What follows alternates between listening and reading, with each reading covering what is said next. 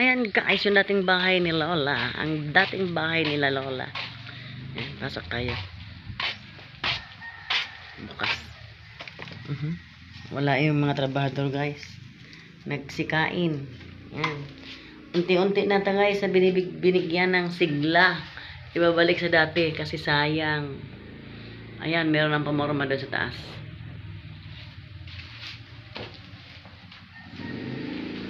Ayan, sa loob. Ang init. Ayan na guys. So, ayan na yung mga nakatayong kahoy. Yan, para pagbuhusan ng semento.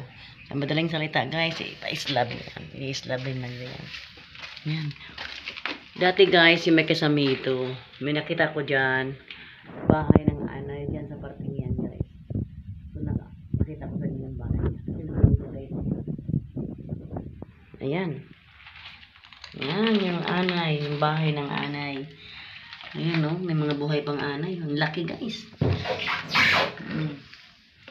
Ang laki talaga ng bahay ng anay. Kaya pala maski anong repair mo ng kesame, maya lang talaga, bulok na naman. Kasi nga, ayan, pinamahayan ng anay. Ito, nahulog to ng isang araw. Ayan, oh. Buhay na buhay pa yung mga anay, guys. Yan. Ngayon, siguro, hindi na yan aanayin. Gawa ng semento na yan dyan. Dyan sa parting yan. Ayan. Yan.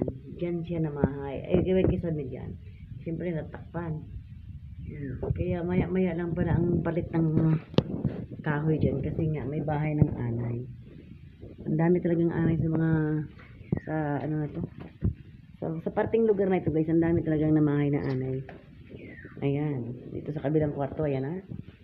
Ayan, nakatayo na yung mga suportang kahoy para sa paglalagay ng ng semento pag islab.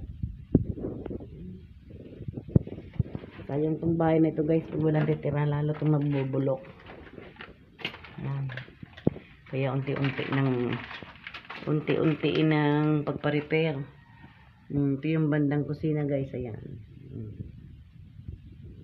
Ayan, nakatayo na yung bahay. Nakatayo na yung mga kahoy para sa pag-islab. Yan, mga katambak na gamit. Yan, napakasayang. Kahit saan kanto dito guys, makikita, puro talaga anay. Yan. Puro siya anay. Ayun o, dahil. Buhay pa guys. Magigalaw. Punta din. Yan. Yan.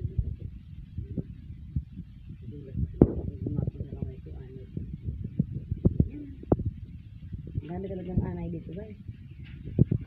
Na anay na bahay. Balik sa labas guys. May sikip-sikip. Hindi ako makadaan. Puro kahoy. Yan. Balik ulit tayo dyan. Yan. Yan. Yun talaga ang pinakamalaking bahay ng anay. Sa banda din guys. Yan. Ito yung mga materialis nila. Unti-untiin lang muna ang pagpatrabaho. Yan. Basta saan ba yan ay matatapos din yan. Unti-unti lang muna. Ang mahalaga, umpisahan na. Yan, may tubig na rin. Irinyan na rin yung tubig, ayan, para pag naghalo ng semento, may makukuhang tubig. Ayan, ito yung labas. Ayan. Update ko ka guys, wag na, medyo malapit-lapit na matapos ito.